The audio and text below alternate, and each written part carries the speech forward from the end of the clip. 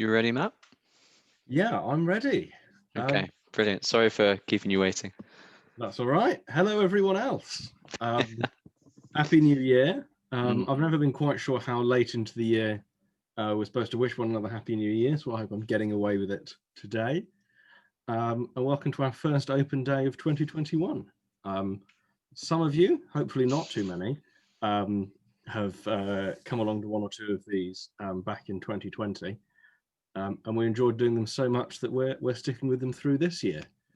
So yeah, I'm joined today by Will, as usual. No Rohan today, it's his birthday, so he's busy celebrating that, presumably by himself, in line with all of the relevant regulations, which I'm sure is lovely for him.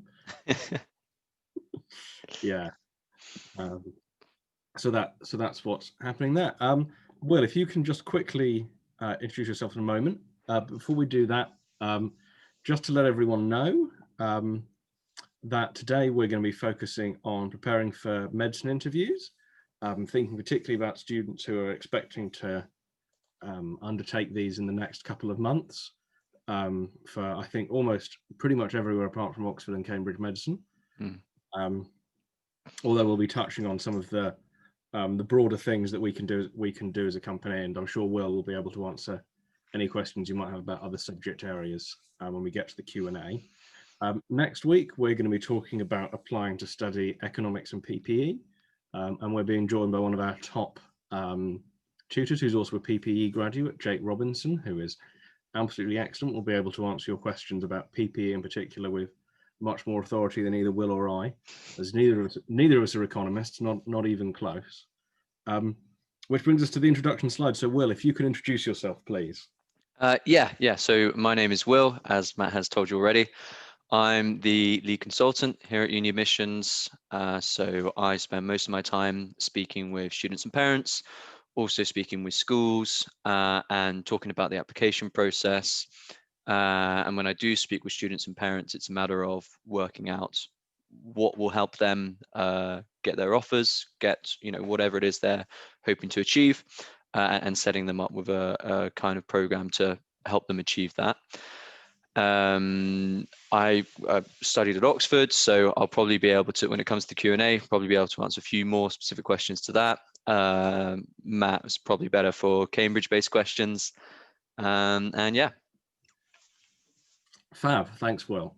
As Will hinted at, my name is Matt. I look after our research here at UniAdmissions, which is simply to say everything that Will advises you to do when he speaks to you on the phone. My job is to figure out what it should be, and then to test whether it works year over year, so that all the things that we're recommending are grounded in evidence rather than just in what we think would be a good idea but haven't checked. Will's spoken there about getting in touch with us directly if you'd like to. The thing to do is to visit the website, uniadmissions.co.uk. And at various parts of the webpage, you can find this little box that will give you the opportunity to book a consultation.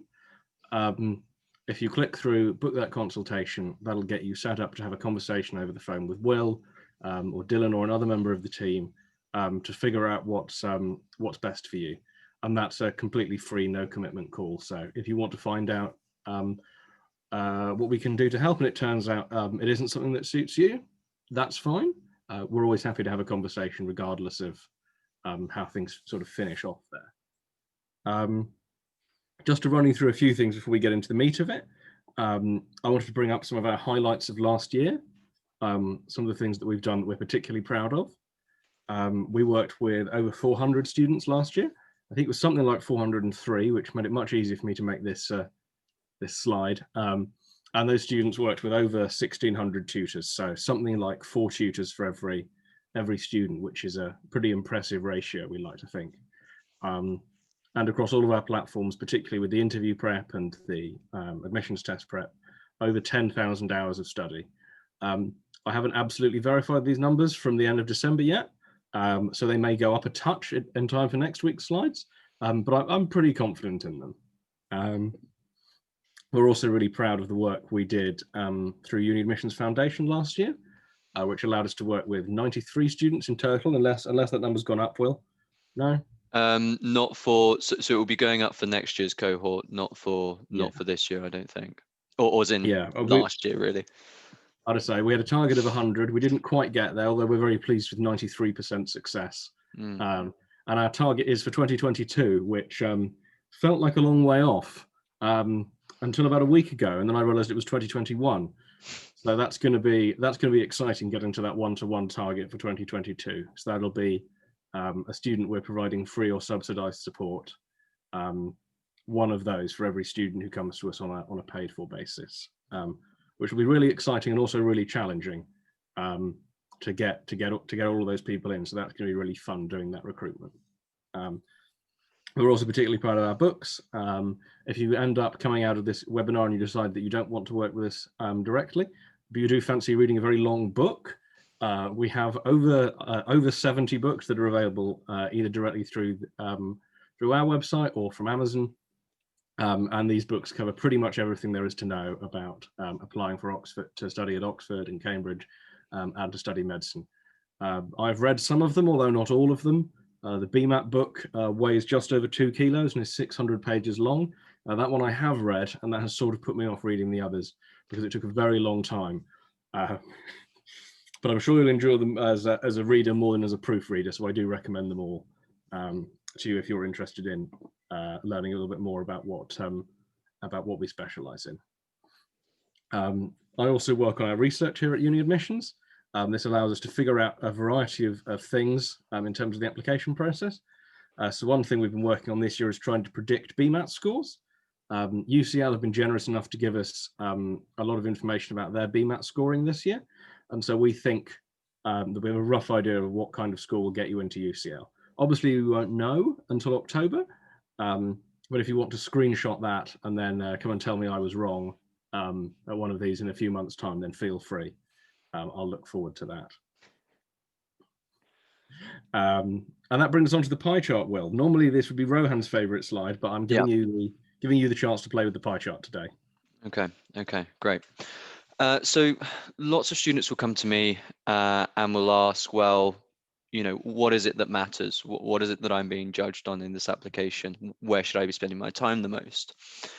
And what we see is this rough breakdown of the importance, the weighting of each part of the application. It's important to bear in mind that this is a rough heuristic across Oxford and Cambridge and across the subjects. And for different subjects, it will vary. But it's a pretty good rule of thumb to apply. So what we see is that sort of the exam grades that you've achieved at Gcse, all the things that you've been doing at school, that contributes about 30% of your application. The admissions test is another 30%. The interviews is another 30%, and then everything else basically is personal statement, references, any other slightly less quantitative measures that they might have of you, aside from something which is a bit more quantitative, like the admissions test. Now, obviously, it's really important to use this rule when you're thinking about your application, because what you don't want to be doing is spending 100% of your time on your personal statement if it only actually makes up a small part of the overall application. Even more so if it's a STEM subject where in which the 10% for everything else is going to be even smaller. And of course, another thing to bear in mind is if you're applying to Oxford compared to Cambridge, the interview segment is slightly different because Cambridge will interview pretty much everyone.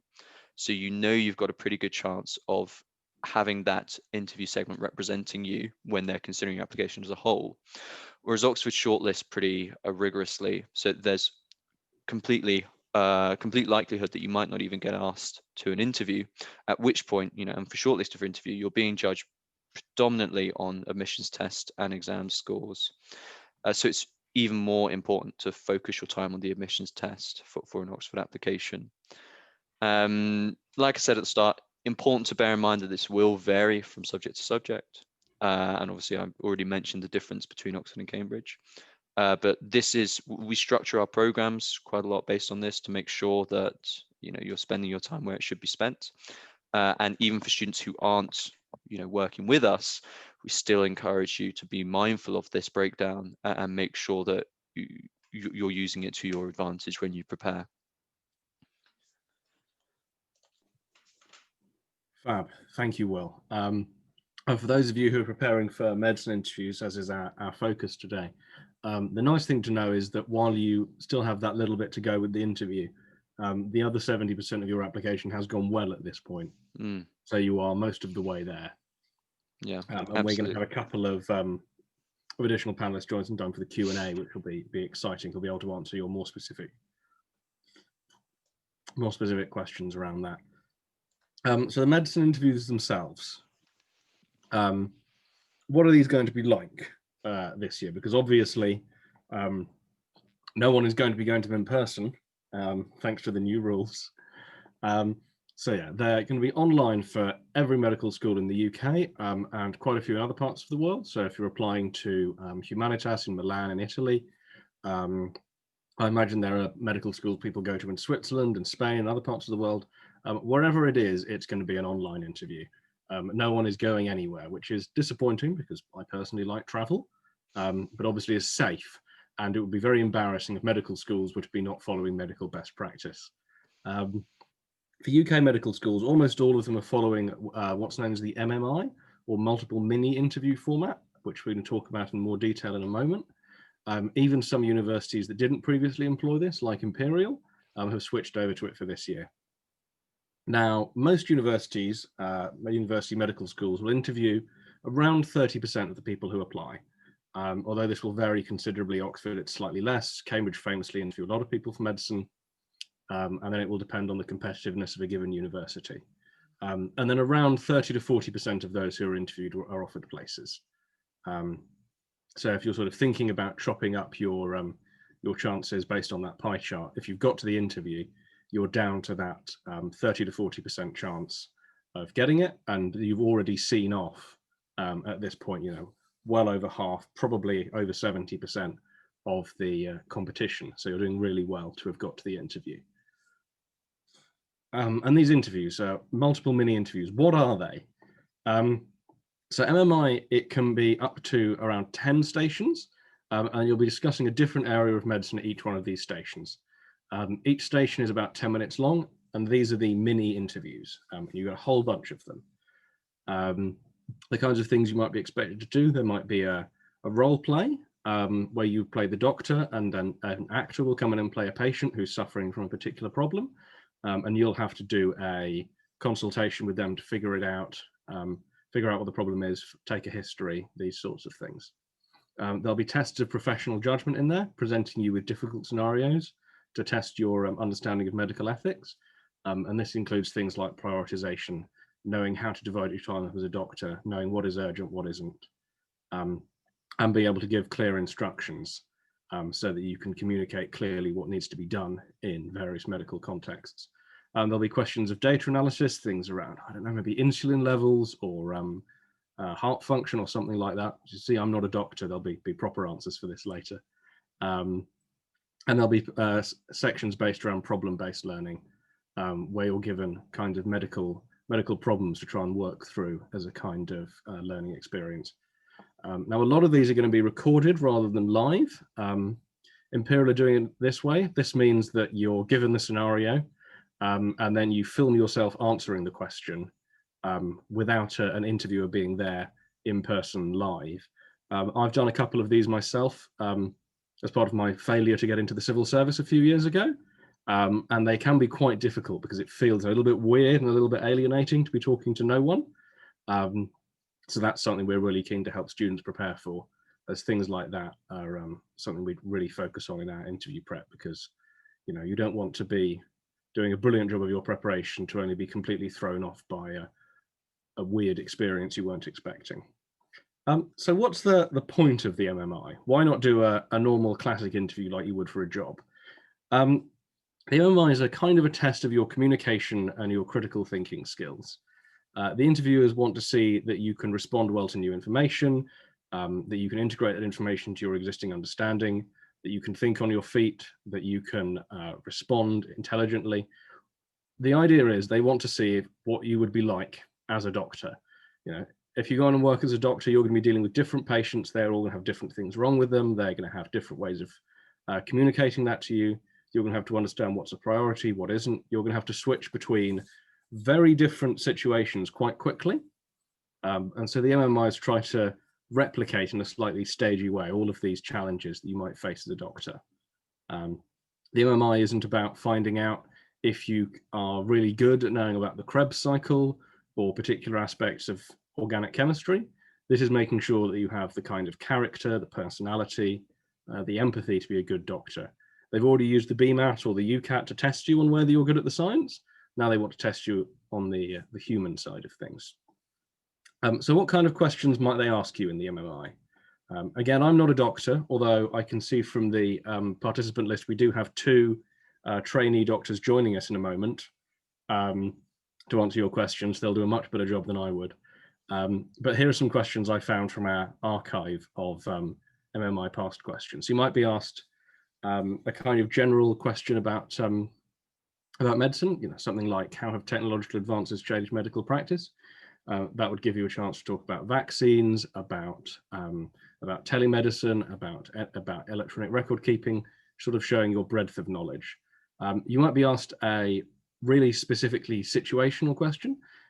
You're a junior doctor working on something, the consultant turns up smelling of alcohol, what should you do? Making sure that you're dealing with these kinds of practical questions and that you can respond to them in an intelligent way if that sort of thing comes up. You might be asked something really broad, do you think doctors hold a special position in society? So you want to show a little bit of perspective, a little bit of humility there, while being realistic about why you want to be a doctor. One of the classic questions I'm told you get asked is whether you think nurses are important. This, of course, is a bit of a trick question to get you to say, oh, nurses are rubbish, doctors are the best, which is not the correct answer, although it's the one that I'm sure is tempting for slightly more arrogant applicants. And there'll be questions also about your broader work experience.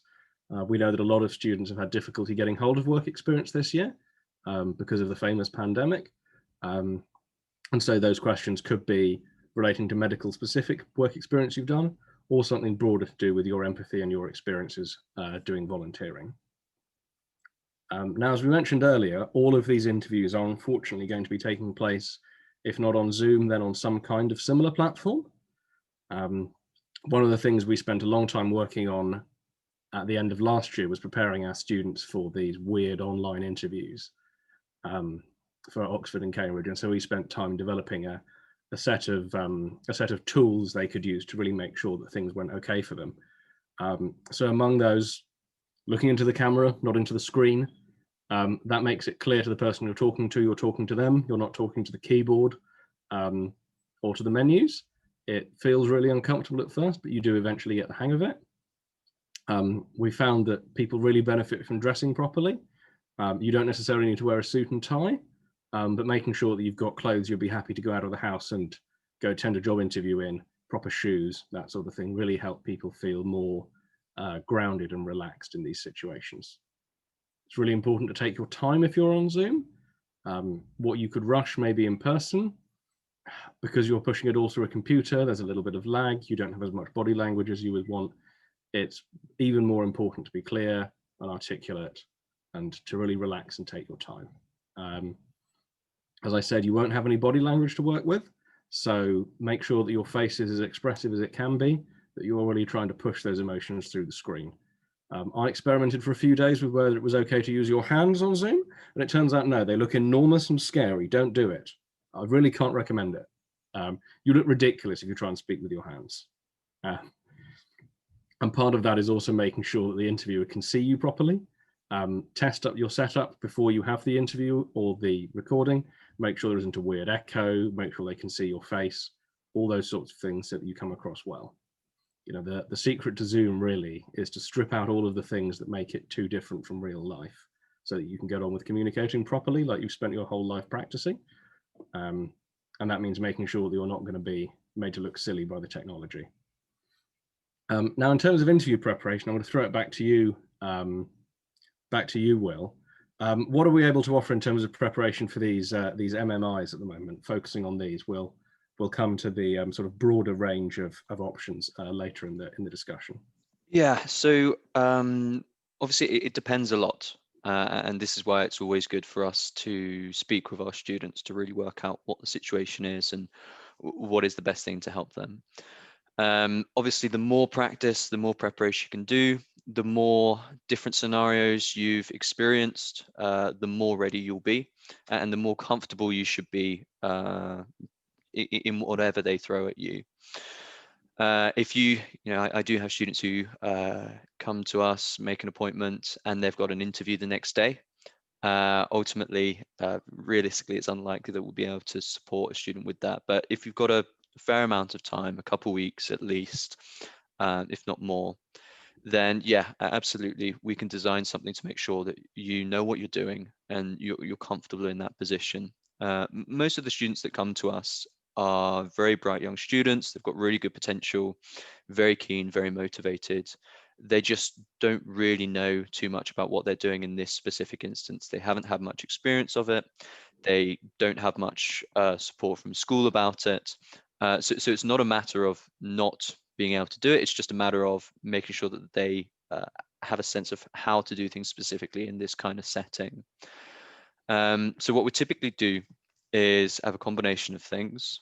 The first is one-to-one tutorials, and you do these with a personal tutor, so someone who would get to know you over the space of the tutorials, and we'd alternate these with mock interviews. Each mock interview is with someone new, someone you're unfamiliar with, and the benefit of alternating means that you can improve in a kind of iterative process. So you have a mock interview, they'll give you feedback as to where you did well, where you did not so well, and then you can spend some time with your tutor identifying how you can improve, what things to practice, and how to really make sure that you are there's no station where you're not confident. And then you do another mock interview to really test the implementation of that. You said you were going to practice a certain thing. Maybe it was becoming more comfortable with on-the-spot analysis, and so you've done lots of practice. But in the next mock interview, are you able to handle that? And if you are, fantastic. We move on to another area where you can sort of polish things up a little bit. And yes, so the extent of support will depend a bit on the amount of time we have with you. The program is pretty tailorable, especially at this time of year, because we'll have some students who have 2 months, some with 2 weeks. And of course, outside of those tutorials, you'll have a range of materials to use and rely on when you're practicing in your own time. So what that means is when you're practicing some example questions and you're unsure about something, you've got a book that you can refer to. You've got some online materials you can refer to first. If you're really unstuck, then of course you can send your tutor an email and send them some questions. If it's a quick yes, no answer, they can send and they will. Otherwise, they might say, actually, this is something that we should go through in a tutorial. And then they can, maybe you had one organized for next week. You can bring that earlier so that you can address the problem. And this combination of tutorials, mock interviews, and resources tends to do pretty well, and means that our students can develop their confidence in the interview setting, develop their medical knowledge. So lots of students might have a grasp of medical ethics, but will use some of our materials, some of our seminars to really develop that understanding, and perhaps develop the amount of areas they can apply it to as well, because that's another step. It's one thing to understand something, it's another thing to be able to apply it in different situations. And then once they've learned a bit from the seminars, go through it with the tutor, practice it in the interview. It's really important to have these different stages where you're learning. And yeah, that's pretty much it. Obviously, our longer term programs have quite a few more moving parts because there's quite a few more different things to get ready for. But when we're just talking about interviews, these are the really key things. Thanks, Will. That's really helpful. So does any of this work, is the question people tend to come to us with at this point. They've heard all about what we can do. It sounds good, but does it pay off? We're pleased to say it does, which is a relief, because otherwise it would be a much more difficult job to work in. Last year, this is because I haven't finished doing the statistics for this cycle. We won't be able to do them until September. Last year, around 12% of applicants to medical school were able to secure places at least one university, whereas students who worked with us, that number was as high as 83%. That's for a range of reasons, but primarily because of the level of focus we put onto the admissions tests and then onto the interviews, making sure that our students are really head and shoulders above those who've prepared on their own once they get to the vital stages of it. It makes such a big difference when only 30 or 40% of people are going to get through, to make sure that you've had, in the top 10 or 20% worth of practice. And people are pleased with the results as well. We have lovely mentions on Trustpilot. This is the slide where I normally make fun of Will, because no one's mentioned him in their review yet. They've mentioned Mia, they've mentioned Rohan, but not Will. But I've resolved to stop making fun of Will this year, so obviously I won't bring that up. I knew it was coming. I was just wondering at what point, how far into this hour and a half would it come? And 26 minutes, you held back for 26 minutes. It's all about having a really slick, repeatable product with these. So that means it means getting it at the same time each consistency. Each week. Exactly. So that brings us on to the Q&A round. We're a couple of minutes early, but I can see that our guest panelists have already joined in, which is convenient. So what I'm going to do is I'm going to pop onto the screen the little animation that shows you how to book a consultation with us, which will hopefully go through and show you in, frankly, patronizing detail how it's done. And what I'll then do is I will encourage all of you to submit questions through the Q&A panel. And I will ask, first off, Kavi, can you introduce yourself, please? Hopefully you can turn on your mic and camera now. Yeah. Hi guys, can you hear me? Yep, that's good for me. It should be for everyone else as well. Cool. So I'm a fourth year medical student at UCL at the moment. I'm in my first clinical year. I've just finished intercalating in BSc psychology in my third year, which is like compulsory for UCL. And yeah, I'm really enjoying my placements at the moment, even though it's a bit limited due to the whole COVID situation. But yeah, so when I was applying to university, I did both the Bmat and the Ucat. So I applied to a mixture of universities. I did both. So I applied to 2 Ucat universities and 2 Bmat universities. So for Ucat, it was Uni of Nottingham and Manchester. And for Bmat, it was Leeds and UCL. Most, like Matt mentioned before, most of them were MMIs. The only traditional interview was UCL. So yeah, that's it about me. So hopefully I can answer your questions as best as I can. Fab. Thanks so much, Kavi. And Safia, if you can introduce yourself as well. Both of you, if I've pronounced your names wrong, please tell me off immediately. Hi, I'm Safia. Hopefully you can see and hear me okay. I'm a third year medical student at Barts in London. And when I was applying, I applied also for 2 Bmat and 2 Ucat universities. So I did a bit of both, and I've done a bit of both of panel and MMI interviews. So hopefully I can answer your questions too. Fantastic. Thank you both for coming to join us. Normally we would have Rohan here, but it's his birthday, so we have agreed that he doesn't have to come and do the open day this week, which meant we didn't have any real doctors or even medical students on the panel. And I thought, since this was the medical interviews one, we wanted some people who had gone through the process in the recent past, which very much wasn't me, because I've never tried to become a doctor, and I suspect they wouldn't take me now, even if I asked nicely. Matt, so what you don't know is this is the highlight of Rohan's week, and you've deprived him from it on the most special of days. Oh no, he was very insistent when I spoke to him that you had to do it, and he didn't want to. Don't worry, you've got the week off next week. Well, we're being a little bit more merciful with these in terms of who has to staff them from now on. So that brings us on to our Q&A. I can see questions are coming in already. Please bombard us with questions. I've gone to the trouble of getting you some real medicine people, so please do ask them any and every question. So first up, this one I think is best for you, Kavi, because you're at UCL. Deborah Stocker asks, if my daughter has not heard from UCL yet, do you think that could be because they're still considering her application, or is it more likely to be because they have not got around to sending out all the rejection emails yet? Kavi, what do you know about the timings with UCL? So what I would say is don't worry too much about that, because each university usually have their own way of going through the applications. It doesn't necessarily mean that the offers that people get first are due to their applications being better than others. It's just that they have a system of going through things. So me personally, I didn't get an interview offer until about February-ish, and my interview was in March. So the process does take quite a long time. So there's another month or two to go still. So I wouldn't worry too much. Hang in there. Just hope for the best, really. Just be positive. Fab. Thanks, Kavi. That's really reassuring. I think one of the things people forget through this process is because you only have one, if you have twins, 2 children going through this process at any one time, it can seem very odd that they're not dealing with you.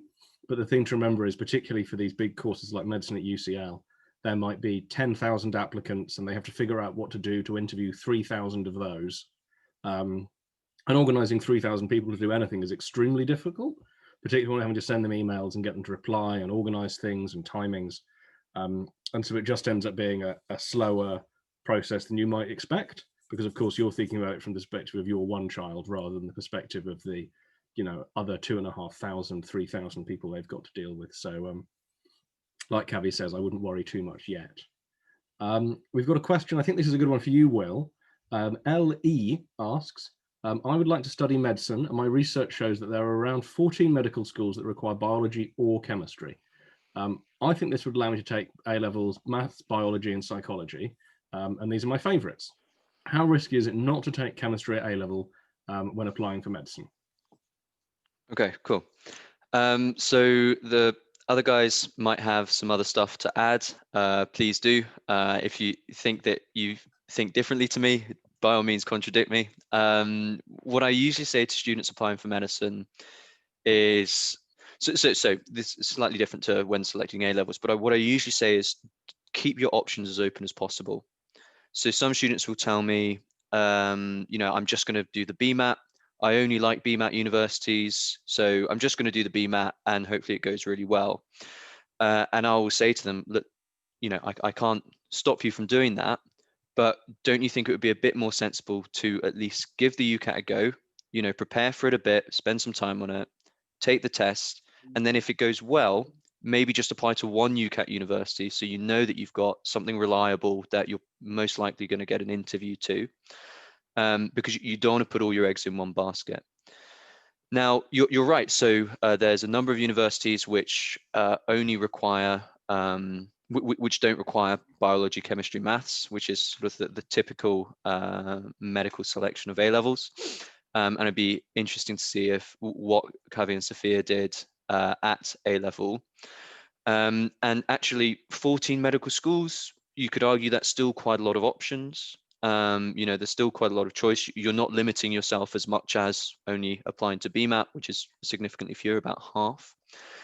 And also, one thing that you've got to bear in mind is you want to enjoy your A-levels and you want to do well in them. And if you don't like chemistry, and if you're not good at chemistry, then that's going to make your A-level years quite hard and it can hurt your application. So I studied psychology, so I'm always very keen to encourage people to do psychology as well. And it should keep your options open. I would say, in terms of for you individually, make a balance of how much better doing psychology would be compared to doing chemistry. If you get an A-star in chemistry and A-star in psychology and a C in chemistry, then obviously that C in chemistry would hold you back from a lot of applications anyway. Also have a chat with your teachers about it. They'll often have a better sense of you as an individual and as what's most sensible for you. But technically you can do it, and you would still have plenty more than 4 medical schools to choose from at the end of it. Now, Kavi and Sophia, please feel free to tell me I'm wrong. I'm not sure I'm the best person to advise on this, but personally, I just wanted as much choice as possible. I mean, I did choose to take chemistry, but I also decided to do medicine in the last week of year 12, not having taken biology, and I took that up over the summer in order to have the biggest choice of medical schools, because for me, some of the ones that I wanted to apply for based on other factors that were important to me required biology. So from my personal experience, I wanted the most choice of medical schools. But I personally would go Will's advice. Kavi, did you have anything to add? Yeah, to reiterate what Dave just said, I'd say it's a combination of a few things. It's what university you would like to go to, what subjects you enjoy doing at school. So you need a bit of both for a good balance. So if you want to go to a certain university and they expect certain subjects, and you may not be as good at those subjects, it may not be the best choice. It's always better to do subjects that you enjoy and you're good at, because you have a better chance of getting better grades, and that gives you a stronger application when you're applying to university. So I would say never have it so one-sided that you're so like driven towards one thing that you leave the other thing. Always keep a balance. It's also one last thing I wanted to chip in as well is lots of people can be very focused about getting the offer, but they sort of forget that after you've got the offer, you then got to do 5-6 years of medicine. And as I understand it, the first couple of years can rely on quite a lot of chemistry understanding. And if you don't do chemistry A level, you might be giving yourself quite a lot of work in the first year to sort of catch up. And obviously you can avoid the chemistry during your A levels. You won't be able to avoid it when you're at medical school. Is that how, Kavi and Sophia, did you find that when you were in your first years?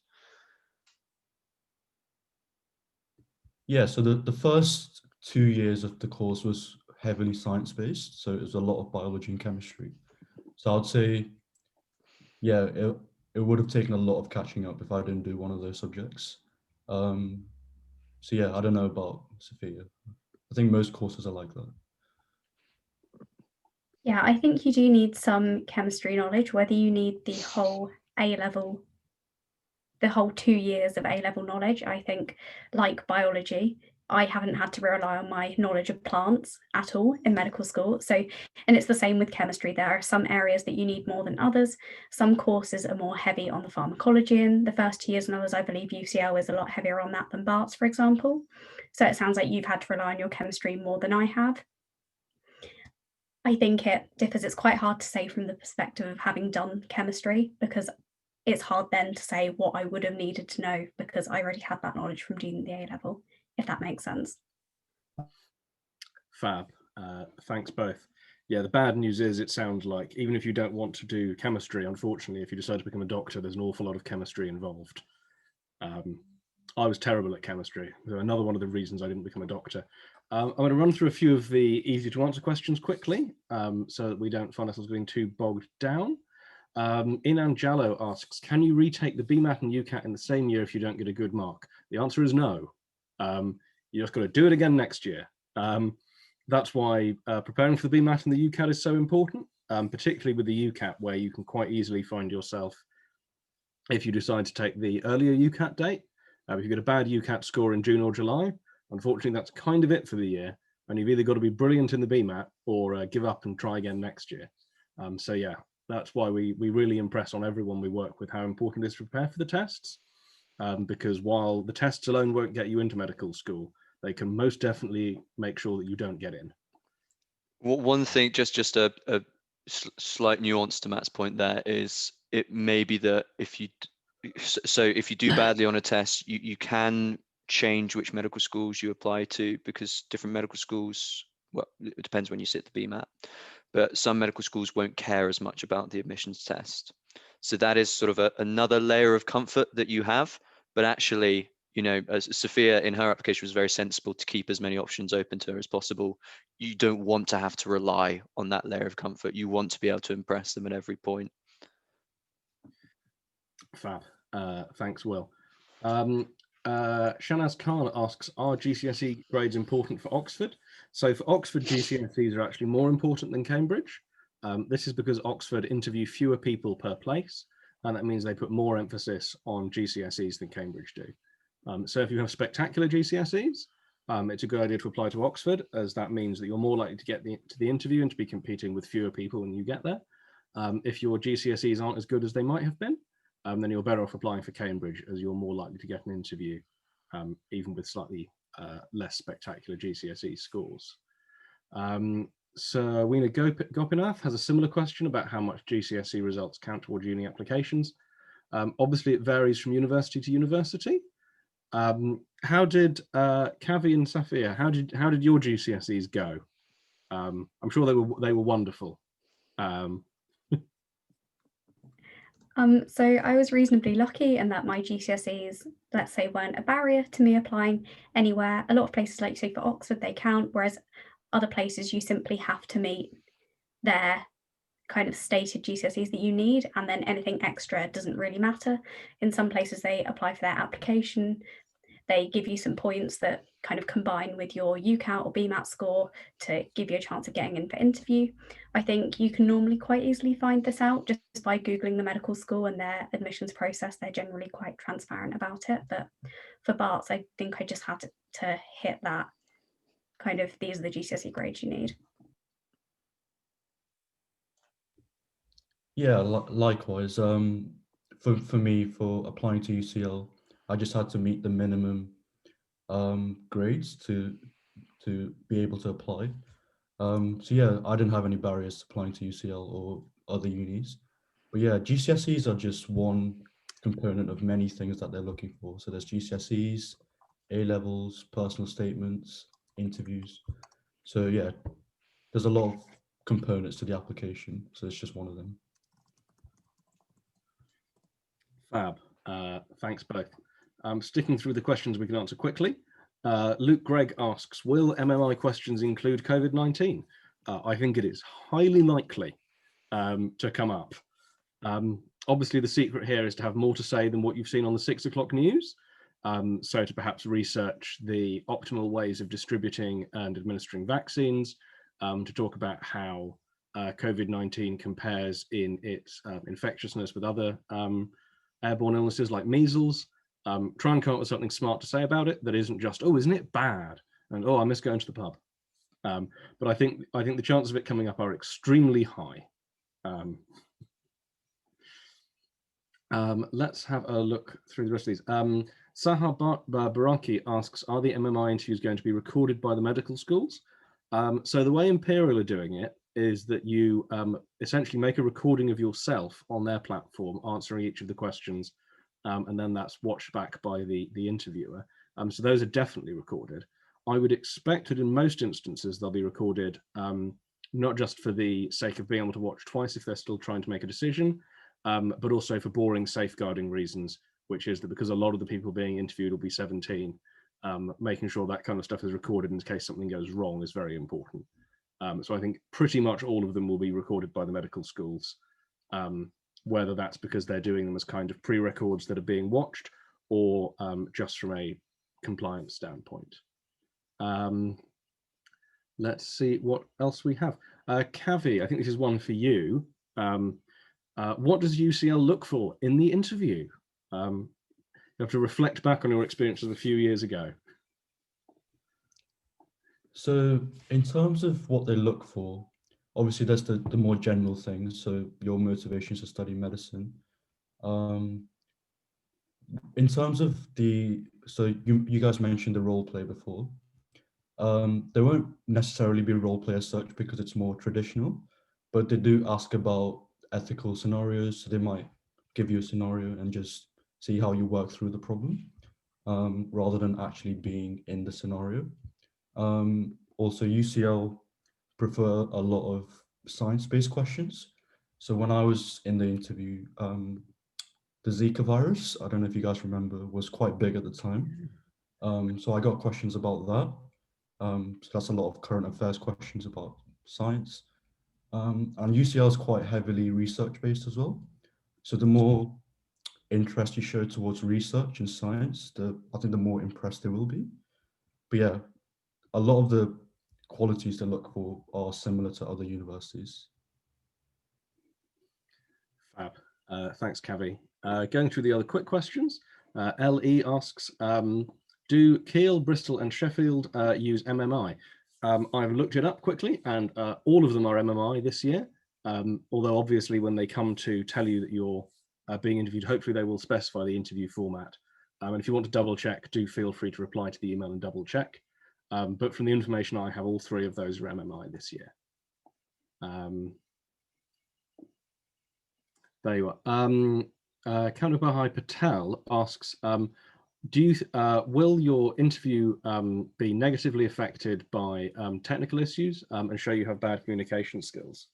Now, obviously, you want to put a reasonable amount of effort into making sure all of your tech works properly, so that when you come to the interview, you can be heard and understood and seen properly. However, I'm sure that the universities are aware of technical problems that will happen. If your recording is completely unusable, I'm sure they will ask you to do it again.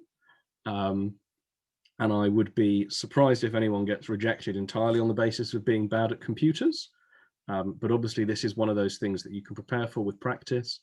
Make sure you're doing it in the room in your house which has the best Wi-Fi. Do it at school if you need to. Just make sure you put in place all of the measures you can to make sure that technical issues aren't an issue for your interview. But no, I don't think anyone would think that your ability to operate a computer was indicative of a bad bedside manner, so I wouldn't worry too much on that count. It is worth saying, so we had a few students who were offered by their school to do their interview in a classroom at school. And if you are given that opportunity, if the school offers it, then do consider it, because it's likely that the school's connection might be a bit more reliable than your home connection, and various things like this. And it's also likely that they might be able to do a better job of making sure no one disturbs you. Some people have quite a noisy home environment, and it might be easier to be at school if, oh, hold on, is that even still an option anymore? Sorry, I was just thinking about back in December, but that scrap that. That's not allowed anymore. No, there you go. So what we would suggest is find the room in your house that has the best Wi-Fi. Yeah. Explain to your family that this is important, and tell them to go away. And use an Ethernet cable as well, if possible. That's a good point, actually. Yeah, a cable rather than a Wi-Fi connection is often more reliable. But again, everyone's having a difficult time. With all of the virus, I'm sure no one is going to be kicked out of contention from medical school because their Wi-Fi wasn't any good. But obviously, it's something you can control. This came up elsewhere actually. Iman Muhammad asks about keeping anxiety low during interviews. Safia, do you have any tips on managing anxiety in the stressful experience of the interview? I think it's completely fair enough to feel anxious during an interview. I know that in my mock interviews, I was horribly nervous. I think I came out crying out of a few of them. I think the best thing for me was just to practice putting myself in that stressful situation. And remember that if you've got to the interview stage, they effectively want you. You've got past all these other barriers.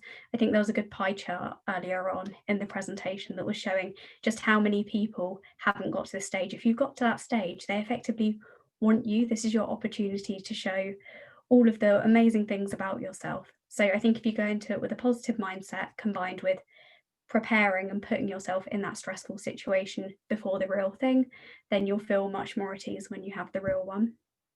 I think that helped for me. Cavi might have some better tips though. Yeah, I mean, yeah, like you mentioned, putting yourself in that situation as many times as possible is really the best thing to do, really. Practice is always the best. So what I did when I applied was, so we had a group chat with people in our school that applied to medicine in our year, and we organized ourselves just sessions where we could just ask each other questions.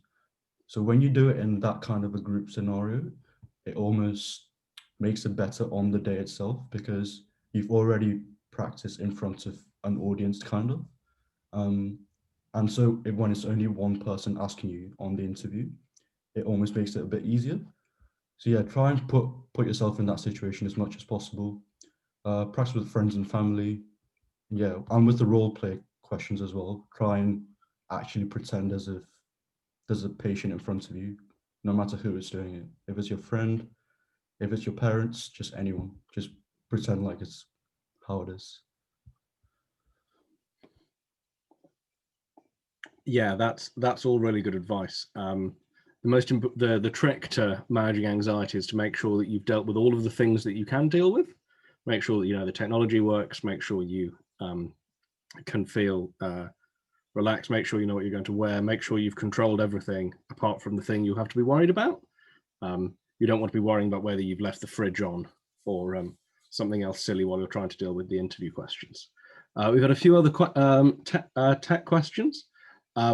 We don't know exactly how each university is going to manage any technical problems, but based on the difficulties everyone's going through this year, we're confident that they're going to be pretty understanding of tech problems.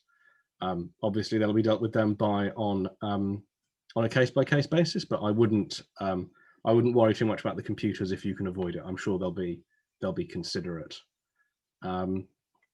Now, one question that's come up a few times is whether it's a good idea for the MMIs to have prepared sort of scripted answers for particular questions. Is that something either of you tried or would recommend? No, I would say don't do that. If you script your answers to a lot of questions and then a question comes up that you haven't scripted an answer to, you'll probably panic. I had first-hand experience of this in my French GCSE. I was rubbish at French. I scripted all my answers to the questions, and then my teacher asked me a question that I hadn't scripted, and I just couldn't do it. So I think it's similar for interviews. Don't script your answers. Also, they'll know if it's scripted. It's not like your French GCSE where it's kind of acceptable to have your answers scripted.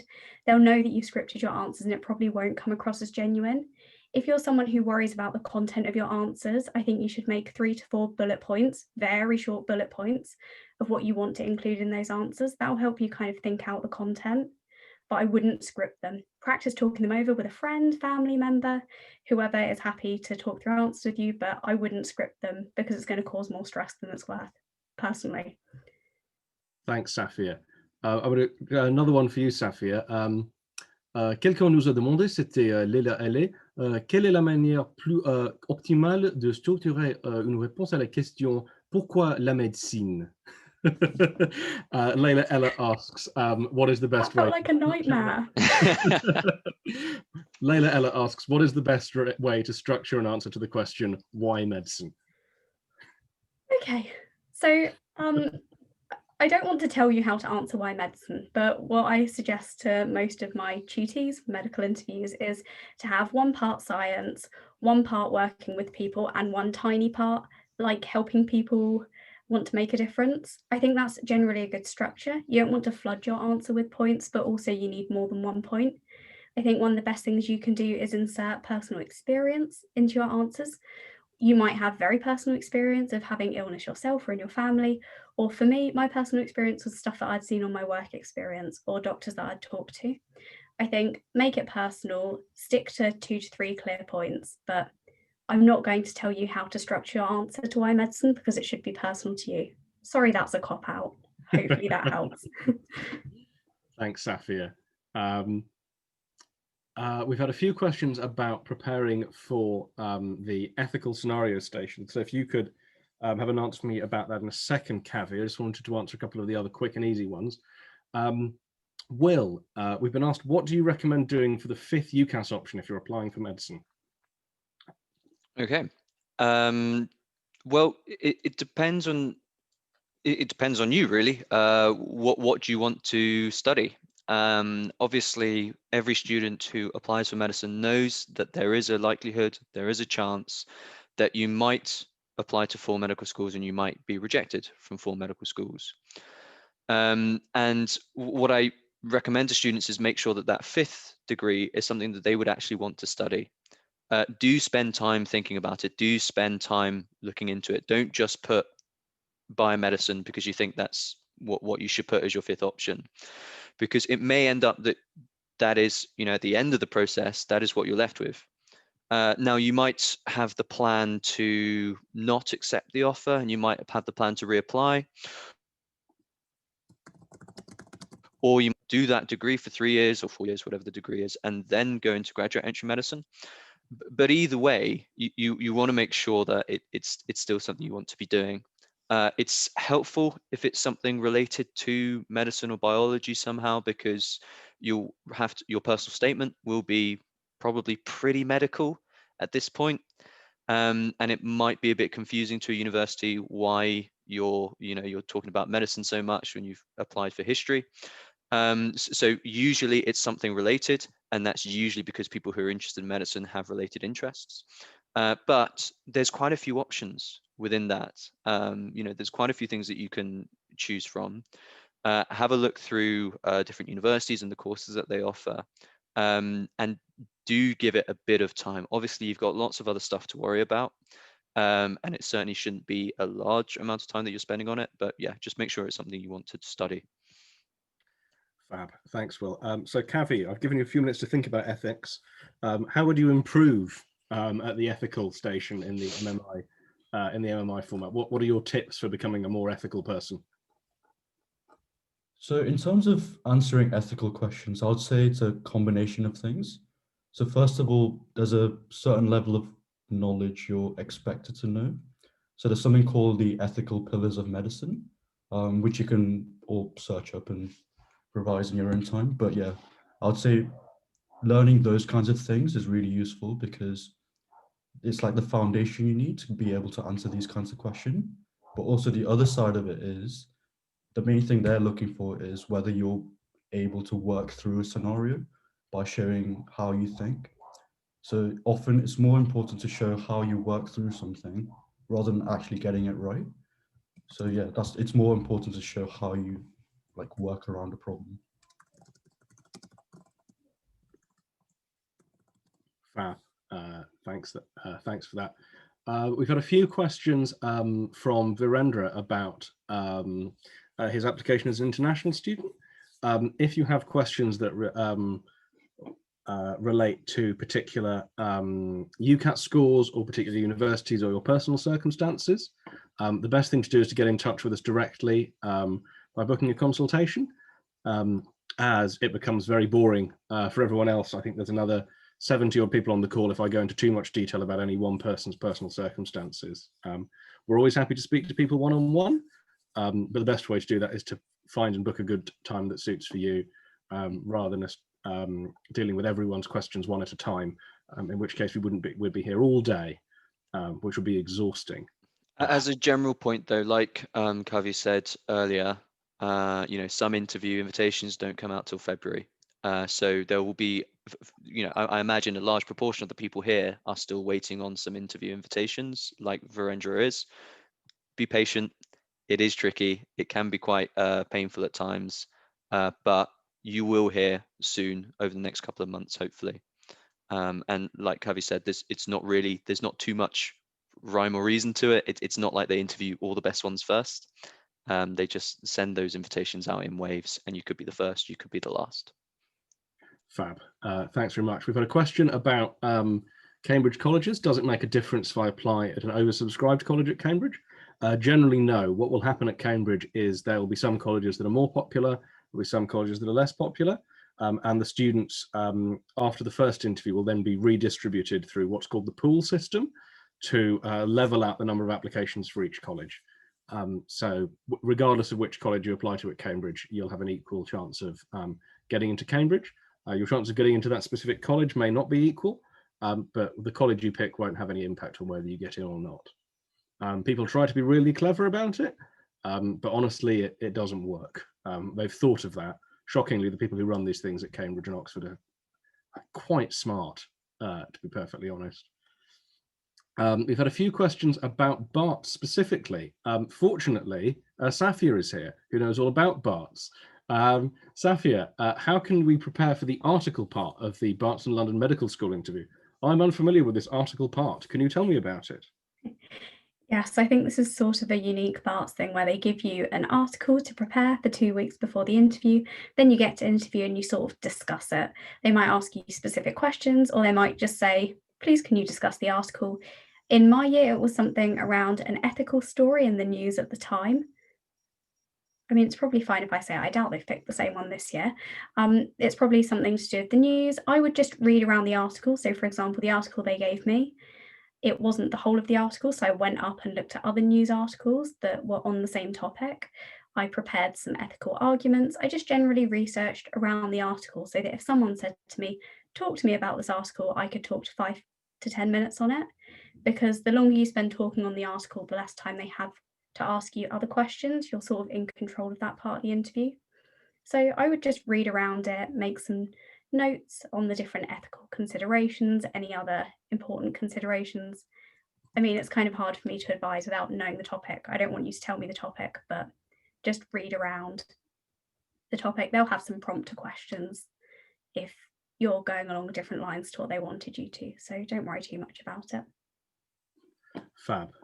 Thanks, Safia. We've had a couple of questions about applying to medicine through clearing.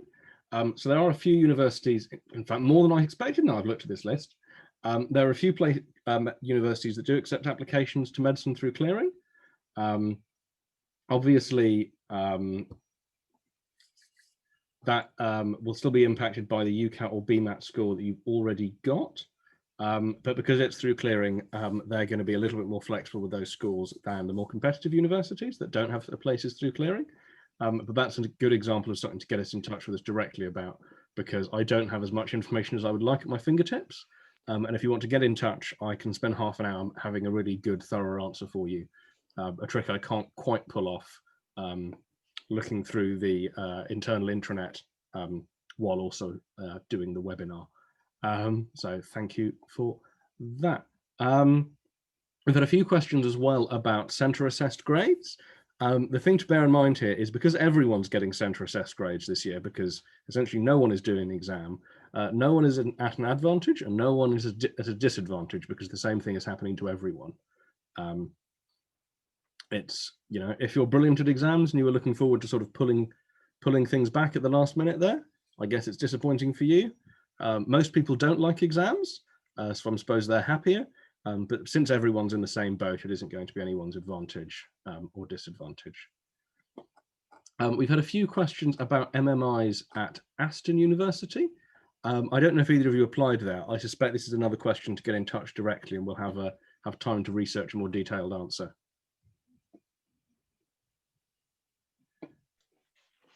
No, doesn't look like it. Oh well. So there is, I know that there is a bit of information on the Aston website. Basically, it's just sort of saying the number of stations. Typically, it's usually about 8 or 9.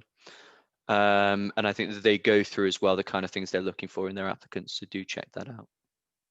Fab, thanks. Coming back to another question from Layla, she asks, how likely is it they will talk about the NHS Hot Topics? I don't know about the NHS Hot Topics. What are the NHS Hot Topics? Kavi, if you'd like to take this one. Sure. So other than obviously COVID-19, which is the big thing going on at the moment, in the past few years, there have been other things that have been quite big in the news. So junior doctor contracts were quite big for the last few years. So maybe things like that. There was a strike a few years ago for the junior doctors. So maybe big events like that happen in the NHS will be quite good to talk about and like just look through in your own time. Thank you. We've got a really intelligent and data-based question here from Neil Vincent. He asks, there was a 20% uplift in overall applications to medicine this year, so it's been very competitive. For next year, it will be even more difficult because universities will be looking at students who have both centre assessed grades for GCSE and maybe for A-level and AS as well. Yes, it probably will be more competitive. The good news is that the number of 18-year-olds in the UK has actually been declining over the last 4 or 5 years. So although there are more people applying, there is actually, relative to 10 years ago, a substantially smaller number of 18-year-olds that the university is looking to fill the places. It doesn't completely make up for that gap. There hasn't been a 20% drop, but it does cut it closer to a 15% level of change. The other thing to bear in mind is the number of places at medical school is set centrally by the government, and I think it would be astonishing if they didn't decide that we needed more doctors after everything we've been through in the last year. So I would expect that while competitiveness may go up a little bit, I expect there will be an increase in the number of places available for medicine and nursing announced relatively soon, and that greater competitiveness, unfortunately, is something that is part of the trend of people being more interested in medicine. But Will, people tend to worry too much about competitiveness anyway, so you can sort of contradict everything I've just said. Sorry, they worry about competitiveness? People worry about competitiveness too much, right? So obviously a lot of people care a lot about what everyone else is doing. And a key piece of advice is to worry about what you're doing first. If you're the strongest applicant you can be, then that is what's going to help you more than worrying about percentages and various things like that.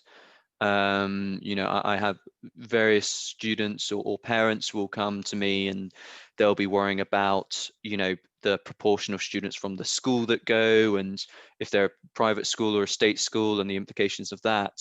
And yeah, there may be some small difference from that, but actually what's going to make a difference is if you're the best candidate they see that day, you'll get an offer. Whether it's you and 10 other people or you and 100 other people. So what I usually encourage people is not to worry too much about the competitiveness of the course, but make sure that you are the most suitable you can be for the course, and you're achieving really highly on the ways that they test you. Sophia made a really good point earlier that if you get to the interview, they want you. They're looking for reasons to take you on. So make sure that when you are, through the year, when you're thinking about applying to medicine, think about things that you could do which would make them want to take you on even more.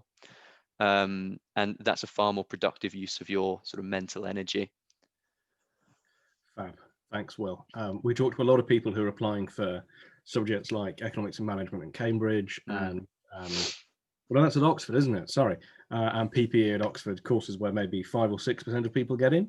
And like Will says, the trick is to be really good and get them to want you. You don't want to worry too much about the other students you're comparing yourself with. The trick is to be the one they compare the others with. We've had a few questions about pricing, which I think we'll come to at the end, Will, because that's sort of a good place to finish.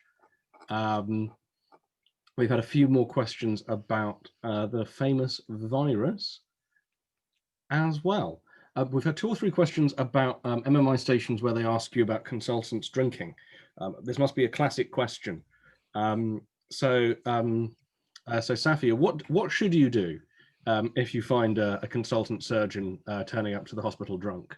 My guess is it's bad and that you shouldn't turn up to the hospital drunk, but I'm no expert. Tell me that it's good. I mean, I think they prefer it if you don't. But I mean, I've actually never been asked this question in an interview. I think if a consultant surgeon turned up drunk, I think it would depend, who were you in that scenario? Were you their senior registrar? Are you a medical student? Are you a medical student who's just met them for the first time? I think if you read GMC good practice guidelines, that's quite good for helping you in these scenario-based questions. I'm not sure it outlines specifically what to do if someone turns up to work drunk, but you definitely need to report it to someone senior who can better deal with that scenario than you, as potentially a first, second, third year medical student, maybe to the nurse in charge on the ward, maybe there's another senior consultant on the ward, but you need to at least make sure that they are not going and starting their operation if you can possibly help it, if they are under the influence of alcohol. There you go. My guess the reason they bring up this example is because it's so obviously bad to be drunk and a doctor that it doesn't create too much complexity. At least that's my guess.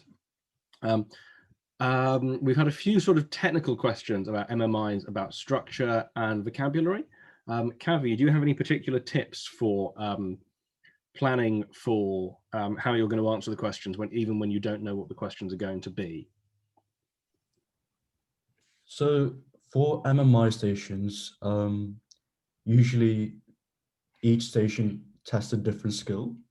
So there might be a couple of role play stations, there might be a station about your motivation to study medicine, there might be a data analysis question. So because each station is different, I wouldn't say it's easy to predict what they can ask you. So for example, the data analysis questions, it wouldn't be too like high level. It would be a level where you can easily work it out on the spot. So your mental maths would be something that you should work on. A motivation to study medicine, those kinds of questions. Often it's good to have bullet points, but never rehearse your answers so that you appear really natural when you're answering them. Again, like I mentioned before with the role play questions, it's good to practice. I wouldn't say there's any specific words that you should use in MMIs that you shouldn't use in traditional interviews.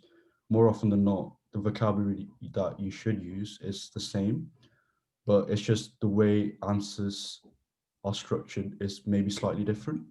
But yeah, a lot of the preparation is the same. Fab. Thanks, Kavi. We've had a couple of questions about international students doing different mixes of subjects or different qualifications. We recommend that you first of all look at the websites of each of the universities you're looking to apply to and see how they match up with your particular exam system. Some of them, if you're doing the IB or the French Baccalaureate or the German Abitur, or US exams, the matchup is very nice and easy and you don't have to worry about it too much. If you're doing something slightly more unusual, and that can range from the Spanish exam system through to the Somali exam system, it's worth making sure that you've checked what the university's requirements are, and if needs be, get in touch with them. Obviously, it's worth doing this well in advance in case you need to change something. You don't want to discover at the last minute that you haven't got quite the level of biology and you're going to have to suddenly take a biology A level at the last minute. But that's worth getting in touch with the universities directly about, as I unfortunately don't have a database of every university, every subject and every exam system. So one general principle though is that by and large the universities do their best to be accepting of people with different, different exam boards. I usually, so when I'm trying to research or check something, I usually use the Oxford website or the Birmingham website because they're both pretty easy to navigate. And they've got a long list of all the different countries, all the different exam boards that they use, and basically the equivalents. So, if your course needs an A-star, AA, then this is what you need in your own, in your own country's grading system. So it is really easy to find. They are mostly accepting. There will be a number of exam boards where they say this on its own is not sufficient to make a competitive application. In that case, give them a call, ask them what would. Fab, thanks, Will. We've had a couple of questions about GCSEs and how much these count towards your university application. Now, if you're applying before doing your A-levels, so you're only applying with predicted grades, often the GCSEs will be the only hard number they've got to assess you on the basis of. Now, they're not going to base whether you get an interview or an offer or not based entirely on your GCSEs, but the GCSEs are a valuable part of the sort of prediction of how well you're going to do. If you think back to the pie chart, they make up something like a third of the value of your application, and there's still a lot you can do, particularly for medicine with the Bmat and the Ucat. If you've got a couple of Bs and Cs in your GCSEs, but you've got an absolutely spectacular Ucat or Bmat score, they're going to look at the new piece of information, which is the Bmat or the Ucat, and go, right, this is the new up-to-date information. This is what's relevant and important. And they won't worry about the GCSEs as much. But Will, I'm sure you have something to add here. Yeah, so it's really specific to each medical school. So I gave you the example earlier that there's sort of a safety net of medical schools which don't look at the admissions test too much in case those go badly. So Cardiff, for example, what they normally do is basically rank everyone by GCSE grades. So there will be certain medical schools which lean that way, whereas there will be other medical schools which lean completely the other way. And basically it's only the Ucat that they're interested in, and your GCSEs don't matter too much. What that means for an individual applicant, so if we go to the principle of keeping as many options open as possible, do as well as you can at everything. But that's not always possible. Some students only really get the drive to do well academically a bit later on, and maybe they're frustrated by GCSEs holding them back. Otherwise, you might have a bad day at the Ucat. And then you've got to be quite sensible with where you're applying to and which medical schools you choose. There are lots of students that I speak to after their application who come to us, and I have a conversation with them, and they'll take me through all the things that they've got. They'll tell me their Ucat score, their grades, their Bmat, and they'll have got no offers. And they could have got offers just by changing the medical schools they applied to, rather, without changing their grades or without changing their Ucat score, just by applying to medical schools which valued the bits where they'd done well in, they could have done better. So it's always sensible to think about this early in advance, always sensible to, as soon as you do one thing, so as soon as you do the Ucat, reevaluate. If you know that you'd been applying to places which really valued the Ucat and you didn't do so well, you need to reevaluate. If you did really well and you're applying to places which didn't value the Ucat, maybe you want to play to your strengths. Fab. Thanks, Will. We've got a question. This is one for you, Safia. Everyone's interested in Barts and London this week. More and more medical schools are changing the structure of their programs. Is Barts and the London more problem-based learning or integrated? Can you get clinical experience early on? I have no idea what any of that means. Please explain to us. First of all, thanks all for being interested in the best medical school there is. I mean, everyone will say that about the medical school they go to, which I think shows you something about the medical schools in the UK. Everyone seems to love where they're at. I'm sure Cabby loves UCL. Personally, it's Barts all the way for me.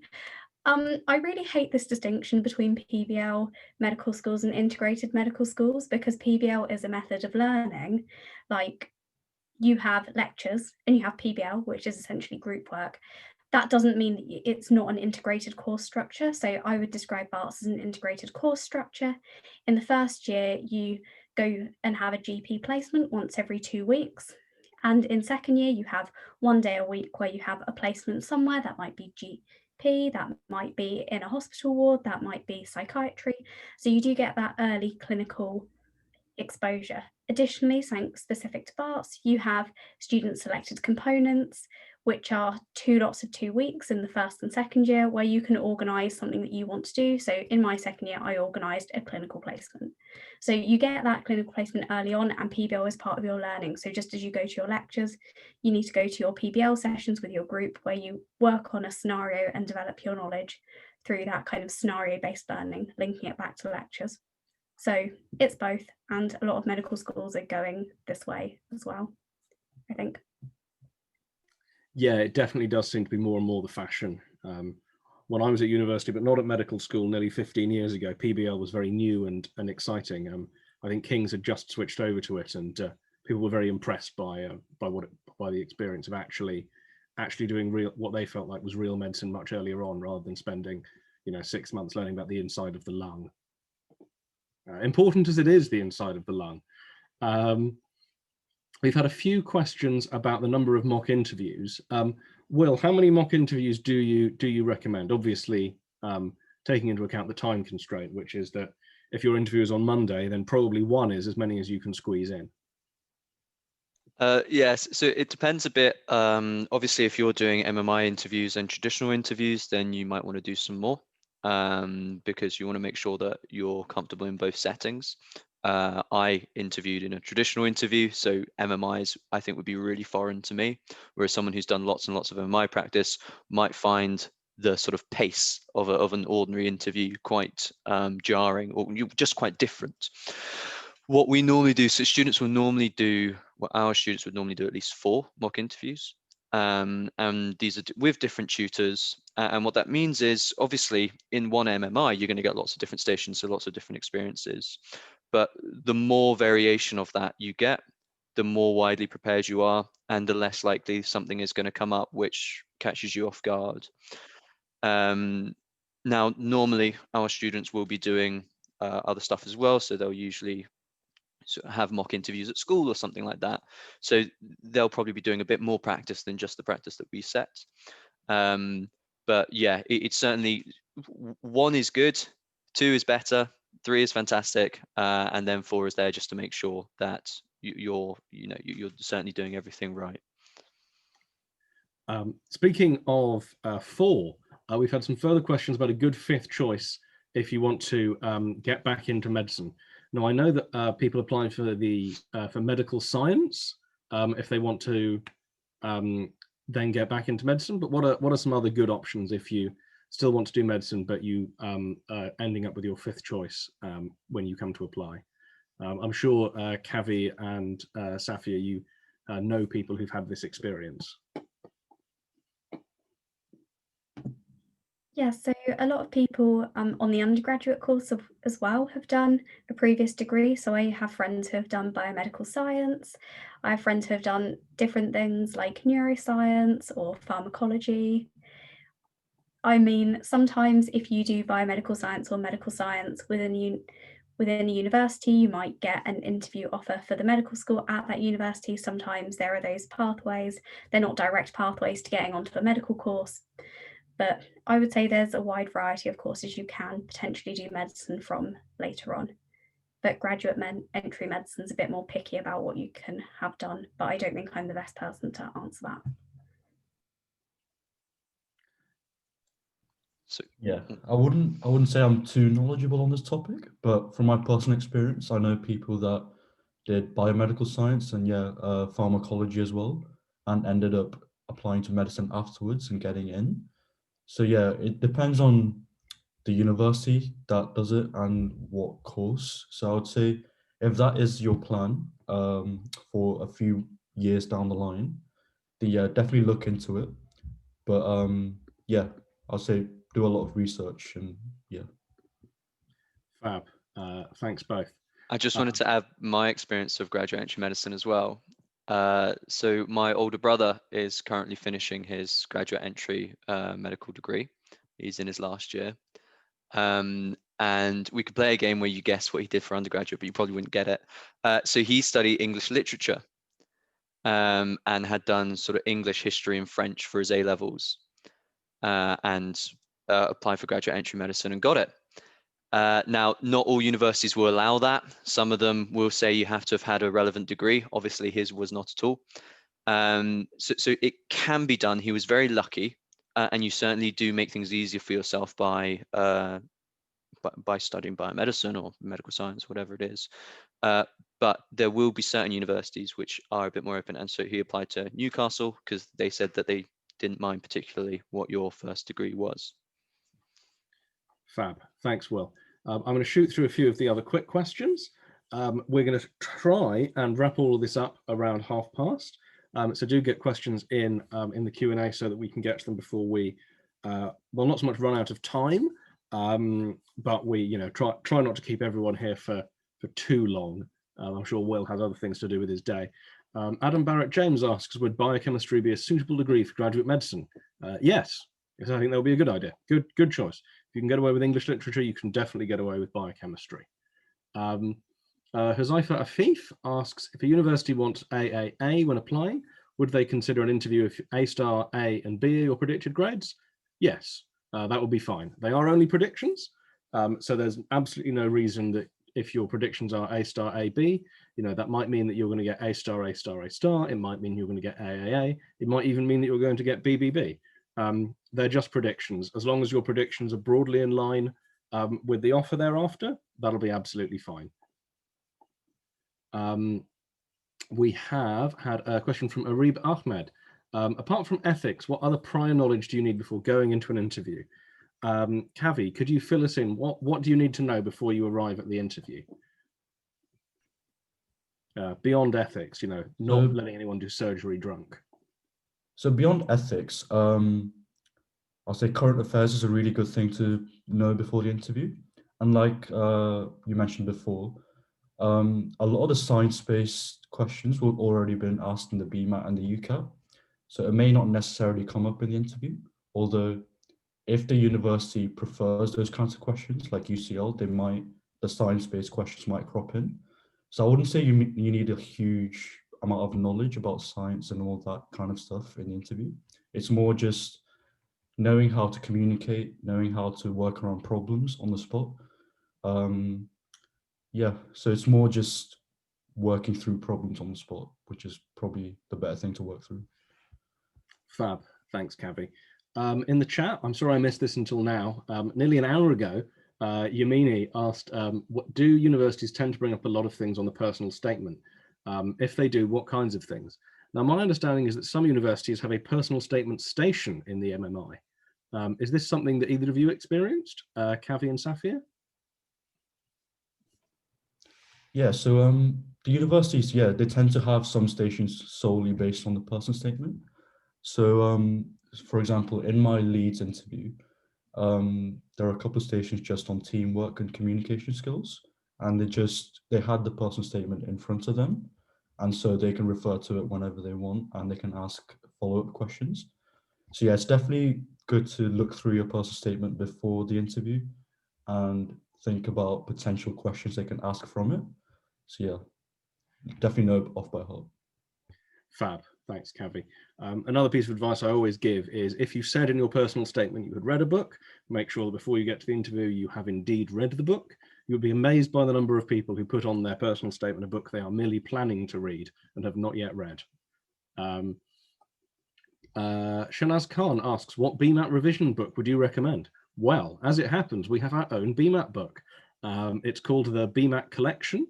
You can pick it up on Amazon. It's 600 pages long. It weighs 2 kilos. It has, if anything, too many Bmat questions in it. So we recommend that. And if you run out of Bmat questions in that book, please get in touch because I'm sure we can find some more for you. If you really want more than 600 pages and 2 kilograms of Bmat questions. I've had a few questions about Oxford also from Shanaz. They're planning to apply in October. Will, what sort of timeline do you recommend for applying to Oxford? And Sharina is applying to med school in 2022, actually. So what sort of timeline and planning do you recommend for people who are applying in October? Yeah, so obviously the timeline is going to depend a bit on you. It depends on what else you're going to have on this year. I know lots of students that we're supporting are also applying to the US. Some of our international students have their A-level exams in November. Obviously, it's going to be quite difficult having your A-level exams in November, as well as doing the BMAT, as well as having just sent off your personal statement, as well as preparing for interviews. So what you've got to think about is all the other things that are going to be on your plate and how much that plate can manage.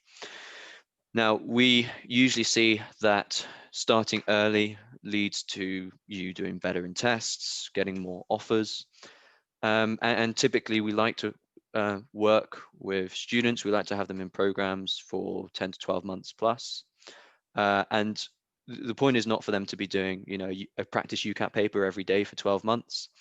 The point is them to be able to dedicate a bit of time every week to their medical application or their PPE application or their law application, where they are keeping up with current affairs, as Kavi says, or learning a bit about ethics, or doing a bit of practice for the BMAT, or applying for an internship, whatever it is. If you're putting regular time into your application, not only will you do better in the end, but you actually find it's much easier to balance everything else that you're doing too. So it does depend a bit on you. That's why we always have, with me, it's usually quite a long conversation with students about them and about what else they've got going on, and also about the extensive support they have already from school. But look, if you've got time now and you can put that into something that will help you be a stronger applicant, then do it. Most students probably have a bit more time on their hands now.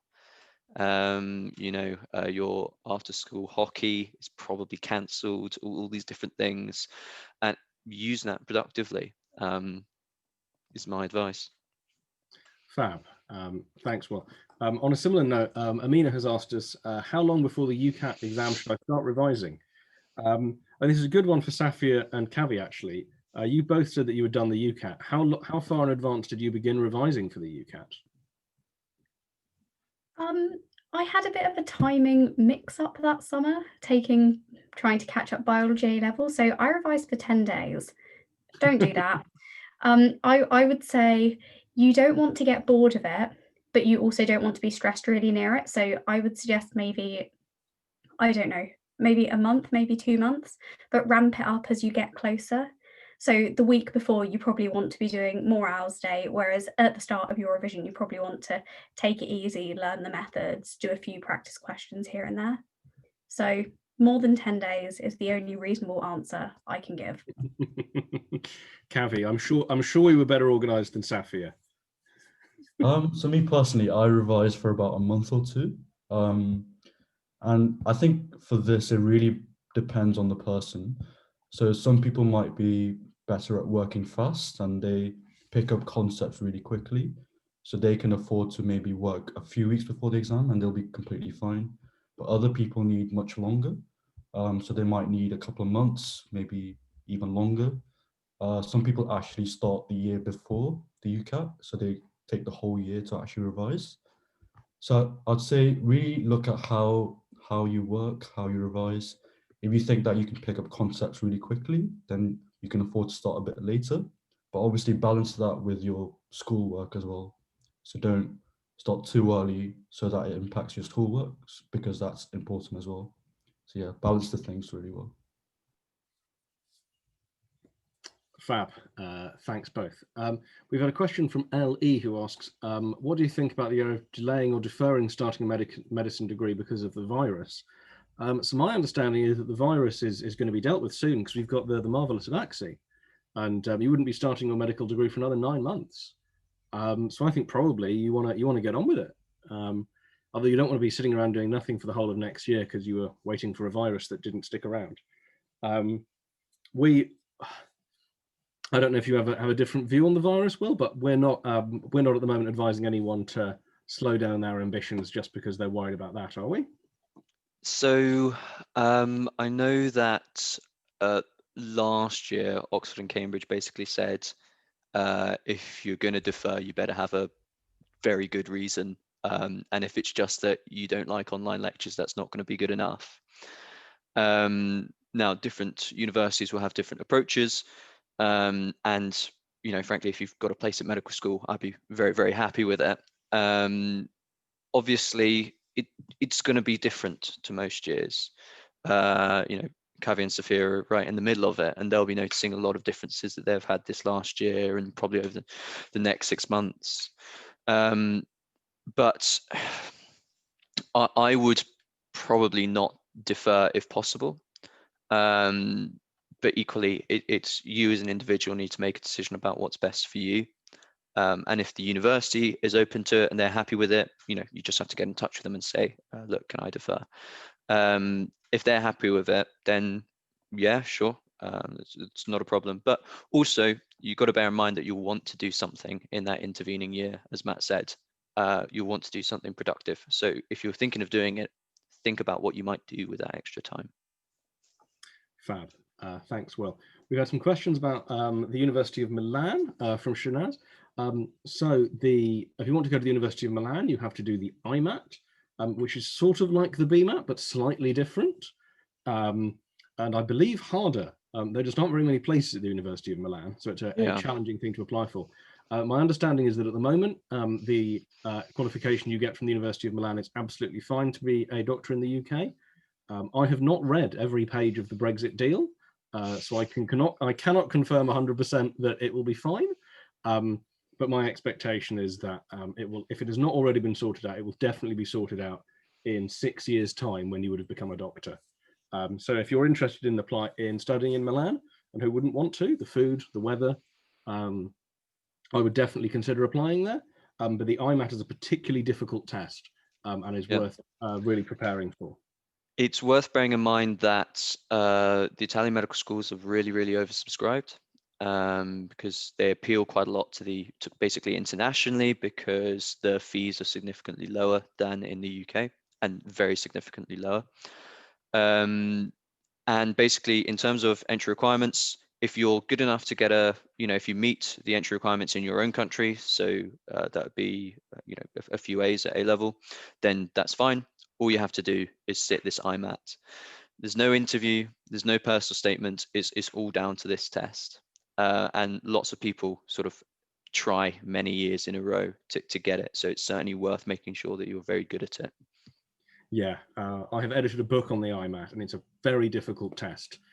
Even when I'm able to look up the answers, I find it difficult, and I've, as I say, read the book on it. Adam Barrett James asked a couple of times, I'm sorry it's taken so long to get to it, Adam, will medical schools give out fewer offers from interview because of teacher assessed grades?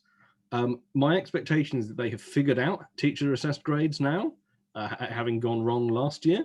And so hopefully the universities will have a slightly better coordinated plan with the government for making sure they don't end up in the situation they did last year with too many students for too few places. However, we can't predict what the medical schools are going to do. We won't know what they've done. We still don't know what they did last year on a mathematical level because I haven't been able to get hold of the data yet. The answer, as ever, is if you're the best candidate, you're going to get the place.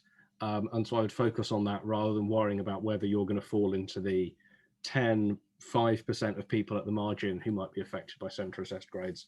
The trick is to do a really good interview such that that isn't even a consideration. We've had a few questions. I think we're running out, actually. We've had a few questions about avoiding waffling and getting to the point, which I didn't manage there. I would say the secret to avoiding waffle is to make sure that you know where you want to end up. If you're trying to plan your answer, put the question at one end, the answer you have at the other end, work out what your 1, 2, maybe even 3 steps are, but make sure that you're laser focused on what you're going to come up with at the end. The reason people waffle is often because they don't know what they're going to finish with. So the trick is to know where you want to end before you start, is my experience. Just as there, I didn't know where I wanted to end because I hadn't picked which question I was going to ask next, and I got stuck. We've had a couple of questions about how long it is best to prepare for interviews. Obviously, the limiting factor is how long you have. If you have until Wednesday, you have until Wednesday. The optimal amount of time is every day between now and then. But in an ideal world, Will, how long do you recommend revising for your interviews for? I know we generally recommend that people start revising before they've even had the interview offer, right? Yes, so and this is across sort of all the different kinds of interviews that you might have. You might get a couple weeks notice for your interview, which is, you know, a fair amount of time. But actually, what I would much rather is when I get the offer for an interview, I think, great, I've got the offer, I know what I'm doing, I'm in a good position. I'll do another mock interview or two just to make sure everything's good, rather than thinking, right, now I've got to do everything. I've got an interview offer. I've got 2 weeks. I've got to do all my prep. So yeah, we always recommend students start preparing before they have an offer, be that, as Kavi was saying earlier, you know, working with your friends, getting your parents to interview you, asking your teacher at school or any teacher at school, you know, who will interview me, I'll do it. Be that reading up on things, learning more about medical ethics, learning more about current hot topics in the NHS. All these different things are productive things that you can be doing. In terms of an exact time frame, what we normally do, so typically, to take the example of one of our students in a long-term program over 12 months, they probably have their first mock interview. They wouldn't normally have their first mock interview before October. So that's sort of a couple months before the interviews start. And really that's there to sort of give yourself a baseline, get a sense as to how you handle that situation, and really set you up for the next couple of months. You know, what do I need to do? If the tutor says, look, you're meant to be interested in medicine, but you hadn't been engaged with any of the huge issues going on in medicine at the moment, that's sort of something which seems strange to me, then you know that actually, okay, I've got to pay a bit more attention, and you've got a sense of that. Otherwise, they might say, look, you're doing really, really well here. You're interviewing well, you've got good base knowledge, you're answering questions thoughtfully. Then you know that actually, okay, I can spend my time doing other stuff. I'm struggling with biology at the moment, I'll spend more time on that. The earlier you give something a go, the earlier you know how much work you've got to do. And then obviously you can adjust accordingly. Fab. Thanks, Will. So we're just going to get through these very last few questions before I let the others go. Usaid Alani asks, if I've done a course at another university, when you finish, can you apply as a normal A-level student if you didn't want to include what you had studied last? Obviously you can, but one of the problems you're going to have is explaining what you've been up to. So if you do it after a year, you can plausibly say you've had a gap year. But if you do a full 3-year degree and then apply for a new 3-year degree, they're going to wonder what you've been doing for the last 3 years. And it may well come up, if you're interviewed, it will definitely come up. And if you're, if you don't address it in your personal statement, it may also look a little odd. But do you have experience with this sort of thing, Will? I don't think I've ever spoken to anyone who's wanted to hide their undergraduate degree. You can apply for the undergraduate course. You don't have to apply for the graduate entry. And actually, very often, if you do apply for graduate entry, your application gets sort of considered for the undergraduate as well. So if you're sort of thinking about not mentioning it so that you can do the undergraduate route, that's not something you need to worry about. If you're thinking of not mentioning it because the grade is particularly low, then that's something else. And I don't have a huge amount of experience of sort of how that goes. I don't think I know anyone who's tried it. Fab. Thanks, Will. Well, I'm going to give, what I'm going to do is I'm going to give the last 3 questions to Kavi and Safi to think about while I give you one, Will. So Sharina Sheridan has asked, is shadowing experience important for the application? Was virtual shadowing okay? Iman asks what kinds of COVID-19 related questions might come up. And Iman also asks about showing examples of leadership. So if you two can have a quick think about those. Meanwhile, Will is going to tell us about price. Oh, quickly before that, Shanaz Khan asks, will the Bmat be done online or in a centre? The Bmat being online worked very badly this year, to say the least. So I'm sure that if they can have it in a centre, when it comes around again this September, they will have it in a centre, because being online went very badly. Obviously, we don't know because it's still 9 months away, but I would be very surprised if they tried online again unless they absolutely had to. But Will, Matt, there are some people resitting the Bmat in February. Are they doing it online? see, I don't know. There have been a couple of questions about this. I need to do some further research into it. It's a good one to get in touch with us. The information I've had from Cambridge Assessment hasn't been super clear so far. So please do get in touch and we will let you know as soon as we know about Bmat resits. So yeah, Will, if you can tell us about the price of our programs a little bit, and then we'll come back to Safia and Kavi for the final questions, and then we'll all go home. Yeah. Okay. So it's a bit tricky because obviously there's quite a few different options. Students come to us at all different times and require different degrees of support. I think someone was asking for a full course for 1 month, and that's not really how we structure things. But I can give you a sense. So for example, MMI prep, you might do, so 4 hours of tutorials, 4 mock interviews. You'd have our materials and resources, and you'd also be going to our weekly enrichment seminars, and that's just basically a 90-minute opportunity to discuss maybe it's qualies or resource allocation or new medical technologies, different things like that. So you have quite a few recordings of those as well as live ones through the next couple of months. Something like that, you'd typically be paying around $995, but it does vary quite a lot depending on what you actually need. What matters much more to me is that you're doing a program which gives you what you need, rather than sort of fits a generic type. And yeah, please do arrange an appointment. We can go into things in a bit more detail. From my perspective, I want to know, if you've done 10 mock interviews already with a range of doctors, then actually, if you're feeling unprepared, then just doing 10 more probably isn't the best way to handle that. And maybe we need to do a different approach.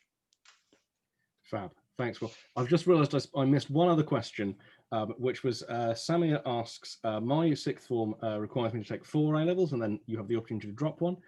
Is 4 A-levels too much work? I didn't do any A-levels because I lived abroad, so I don't know. Will, did you do 4 A-levels? I did 4 A-levels. How was it? So I did 4 A-levels and an AS, and it was fine. I think obviously you need to be. It depends a bit what you're applying for. Were they applying for medicine? It looks like it. Yeah, they're doing maths, chemistry, biology, and psychology. Okay, sounds like medicine.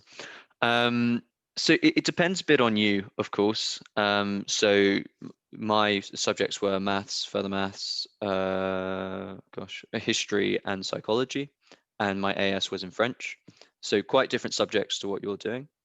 Quite a lot more essays than you'll probably be writing. And that ended up taking up the most of my time. So hopefully you'll have saved a fair bit of time. Although psychology, you'll probably be doing essays depending on your exam board. So yeah, look, I would give the 4 a go. I think most schools do give you, so I don't know the situation at your school, but a lot of students at my school when I was studying might have started 1A level and then dropped out sort of a month in when they realized they didn't want to do it, or they wanted to do something else, or they couldn't do it. So it's certainly worth giving 4 a go and seeing how you manage with the time commitments. Bear in mind, you're about to be going down from 10 subjects, maybe even more. So 4 might actually seem quite manageable. Naturally, the amount of work you're putting into each one is more, but actually, hopefully, you've gotten rid of the 2 GCSEs that you didn't enjoy, or you only did because you had to. You're doing subjects that you want to do, and then the work is always much easier and much more enjoyable. Matt, you're muted. On mute. Thanks, Will. Kavya and Safia, tell us about the virus, tell us about leadership, and tell us about shadowing. Now you've had a chance to think about it. So in terms of COVID-related questions, I would say a really good, useful thing for you to do is make a timeline of what major events have happened in the past year.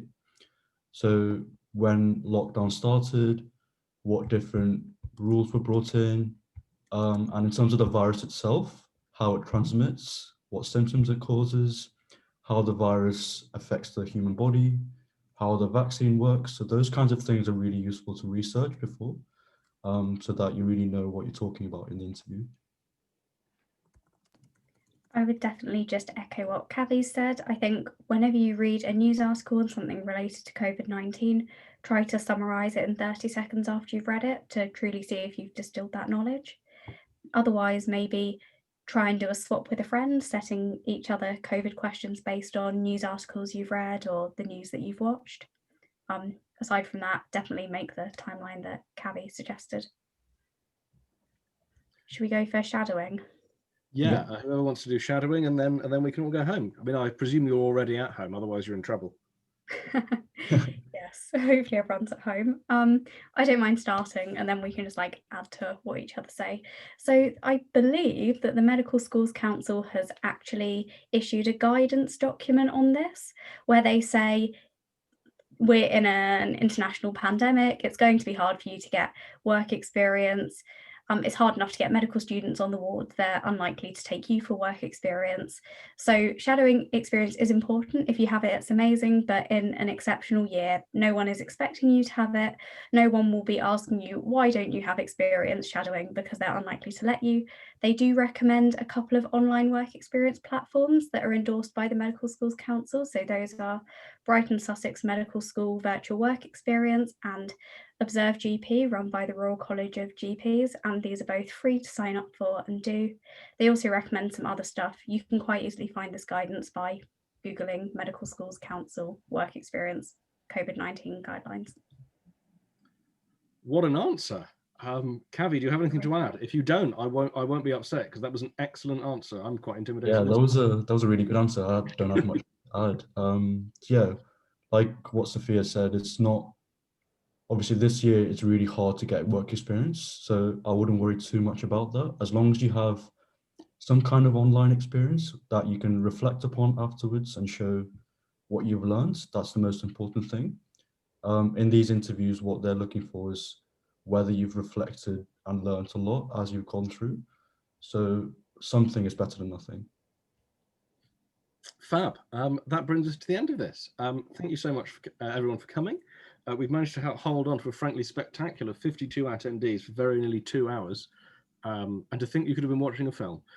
Thank you to Safia and Kavi for coming and joining us. If they had a nice time, they'll be back whenever it is we have another one of these. If they had a horrible time, we'll never see them again, and I have to apologise to them afterwards. Hopefully it wasn't that bad. Kavi and Safri, if you'd like to say goodbye to everyone. Bye, guys. Bye. Best of luck with your applications. Best of luck. Thank you as well, Will. Say goodbye and we'll be off. Thanks for coming, everyone. Cheers. Well, thank you everyone for coming. I hope you enjoyed it. See you all next week if you're interested in applying for economics or PPE, which would be a surprise if you were also interested in being a doctor. Yeah, an impressive applicant. Well, I think we'd all agree that we could do with more medical expertise in our government at the moment. And that's as much political satire as you're going to get. Have a lovely evening, everyone. And we'll see you next week for PPE and economics. Otherwise, there's another one, medicine one, scheduled for sometime next month. We may see you there. Have a lovely evening, and yeah, goodbye, everybody. Bye, guys.